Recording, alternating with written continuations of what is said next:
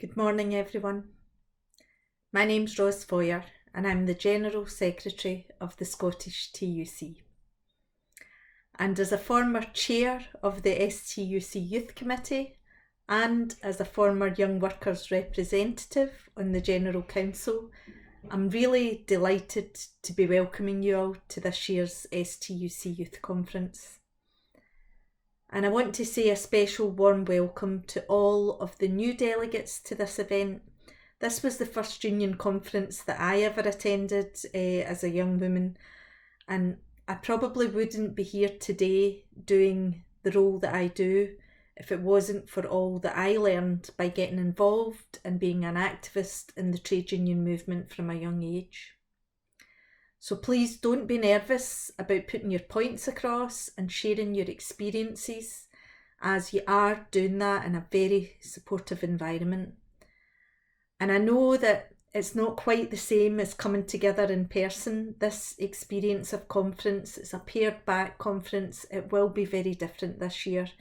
And I know that many of you will miss being together in person, but I really look forward to us coming back together, hopefully next year, to a better, stronger, bigger physical conference where we can all get together, and really look forward to hearing your input this weekend, today, and also at future conferences of the STUC Youth Committee.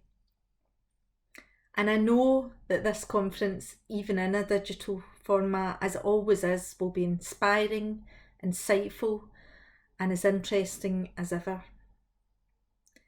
Now, the STUC's got a long and proud history of supporting young workers to come together to discuss the issues that affect them, and through those representative youth structures, it's supported and developed many activists over the years and really helped young people feel a part of our movement.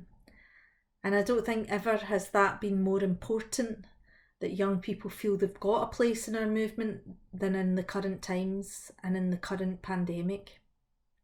Whether it be through disruptions to your education, disruptions to the work that young people most often do, disruption to the key services that young people need, things like mental health services or access to housing and other basics, there is no doubt that young people have been affected disproportionately and profoundly by this pandemic. The coronavirus pandemic has intensified the pre-existing inequalities that were already there. It's brought to the surface the impacts of generations of injustice and austerity, and it's exacerbated imbalances in income, in wealth, and in power across our population. And sadly, young people in particular, young workers, have been at the sharp end of facing unsafe practices in precarious workplaces, facing the growing threat of unemployment as the furlough scheme comes to an end, and facing the ever-rising and unsustainable housing costs, as well as other basics like food and utilities. The STUC is under no illusions that in the period ahead, young people will need the support of trade unions like never before.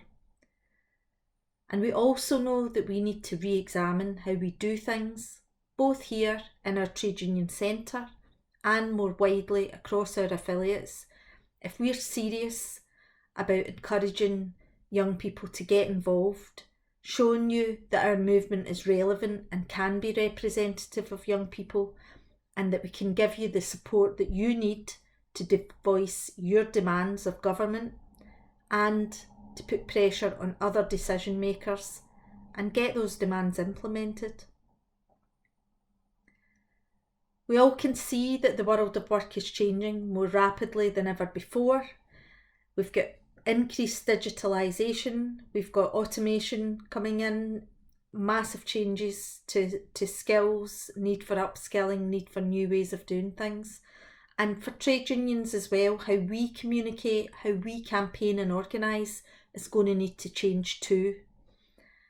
And I would really like to hear your thoughts and views about how unions can be successful in collectivising younger workers to get a better deal and a better standard of living, both in your workplaces and in your communities. So yes, there's major challenges ahead for working people, but we also have major opportunities.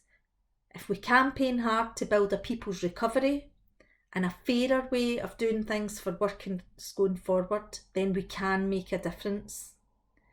But just as young people will need unions in the period ahead, I'm clear that trade unions will also need young people and young workers to be centrally involved and help lead our campaigns.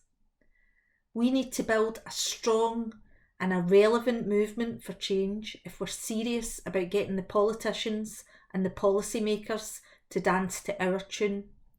And that is going to take a lot of hard work and hard campaigning. And I know that we will not succeed in doing that if we don't succeed in getting young workers on board. So please be honest with us about the changes you need to see for that to happen. This is too important for us as a movement to get wrong. And so I really look forward to hearing your thoughts and your ideas. I'd also like to pay special thanks to Maria, your conference chair. This has been a particularly difficult period for our youth structures, where partly due to the pandemic, resources have been really tight. There was no youth conference last year. There was none of our equality conferences were able to happen last year, and many of our existing committee members have moved on. So we now have a rebuilding job to do within our youth structures, and I'd like to thank Maria for her continued efforts to support the STUC in this. I'd also like to pay special thanks to our STUC policy officer, Erin McCauley, who's been a stalwart of STUC youth structures herself in the past and also of Unite Youth Committee, and who's now going to be the main officer that will actually work alongside the Youth Committee going forward, with a particular focus on us engaging more effectively with young workers. So yes, this past year has been really painful, it's been challenging, and it's been unprecedented for all of us in so many ways.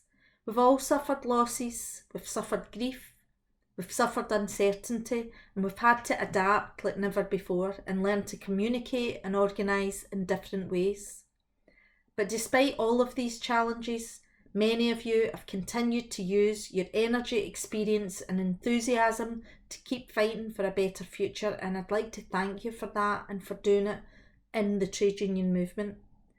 I wish you all well with your conference today.